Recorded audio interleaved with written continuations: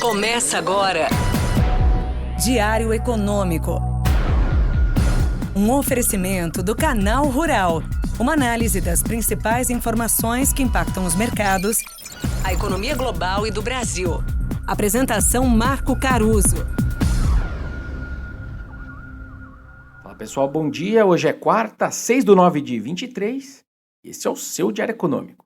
O otimismo que setembro prometia durou pouco. O sentimento lá fora deu uma azedada, mas sinceramente não vi motivos grandes o suficiente para explicar todo esse movimento. O dólar, por exemplo, bate a máxima de 6 meses contra uma cesta aí das principais moedas, o famoso DXY, com os juros nominais americanos abrindo até 10 pontos base. Teve quem culpou os dados chineses mais fracos, batendo a mínima de 8 meses, no caso do PMI do setor de serviços. PMI é aquele índice de sentimento dos gerentes de compra das empresas que eu sempre trago aqui. Na Europa, esses dados também não ajudaram e já estão no nível mais baixo desde novembro de 2020. Teve quem culpou a soma disso com a Arábia Saudita voltando a cortar a produção de petróleo, que acabou puxando a cotação da commodity mais de 1% no dia. Na verdade, o que eles disseram é que eles vão prolongar o corte de fornecimento de 1 milhão de barris por dia que eles têm feito, só que agora até o final do ano. E aí, se você juntar as duas coisas, atividade fraca e inflação mais alta ali do petróleo, terça então foi um dia de colocar o risco de recessão um pouquinho mais de volta ali na mesa de discussão, com aquele tempero extra de inflação vinda de combustíveis, por exemplo. Outro ponto ontem também foi a pirueta em gelo fino que a Country Garden deu lá na China. Para quem não se lembra, essa é mais uma incorporadora chinesa com problemas financeiros. A empresa evitou por pouco um calote no pagamento de juros dos seus títulos. Eles tinham vencido no começo ali de agosto e a companhia tinha um período de carência de 30 dias para pagar. Quase não deu. Com esse pano de fundo lá fora, pior, os nossos ativos tiveram um dia negativo, mas com algumas distinções interessantes. A bolsa, por exemplo, teve queda até que limitada de apenas 0,4%, resistindo ali acima dos 117 mil pontos. Já o nosso dólar à vista ali subiu 0,8% e voltou a flertar com o patamar de 5%.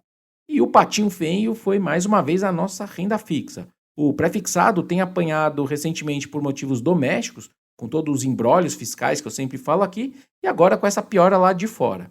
Em menos de uma semana, só para a gente ter uma noção, os juros nominais aqui subiram perto de 40 pontos base. E ontem voltou a subir mesmo com a produção industrial, confirmando um começo de trimestre bem fraco, caindo ali 0,6% contra junho. A nossa bolsa teve algum colchão ontem, vindo, por exemplo, da Petrobras, que se beneficia da decisão dos árabes. Os papéis ali subiram mais de 4%, né?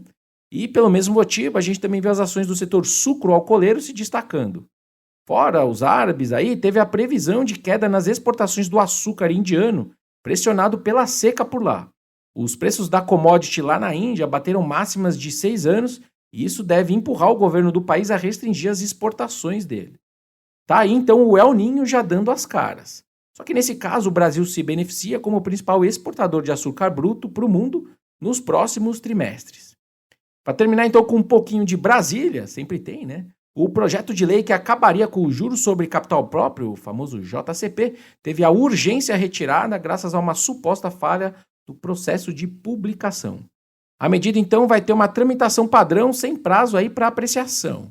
Segundo as consultorias políticas com quem eu converso, são duas possibilidades então a partir daqui no caso da JCP. Ou uma aprovação do projeto lá na frente, mas com alterações no sentido de suavizar os efeitos sobre os acionistas e, portanto, sobre a arrecadação potencial, ou o adiamento da discussão para um segundo momento, talvez ali junto com a reforma mais ampla de lucros e dividendos no ano que vem, que o governo deve trazer. E, por fim, a Câmara dos Deputados aprovou o texto base do Desenrola, e também o texto que estabelece um limite para o juro do rotativo do cartão de crédito. Os beneficiários que recebem até 2 salários mínimos ou que estão ali inscritos no cadastro único vão poder renegociar suas dívidas de até R$ 5 mil em 60 parcelas. E quem tem dívidas com bancos pode renegociar diretamente com as instituições que vão ter aí incentivos regulatórios dados pelo governo como contrapartida. No caso agora do teto dos juros do rotativo do cartão, diz o texto que ele passa a ser o dobro do valor do principal da dívida. Hoje a taxa média anual está ali acima de 400%. Mas ainda tem alguns passos aí antes disso se concretizar. Por hoje é isso, turma. Bom dia, bons negócios, bom feriado e sorte sempre. Você ouviu? Diário Econômico. Um oferecimento do Canal Rural. Uma análise das principais informações que impactam os mercados, a economia global e do Brasil. De segunda a sexta, às 6 da manhã, no Spotify e YouTube.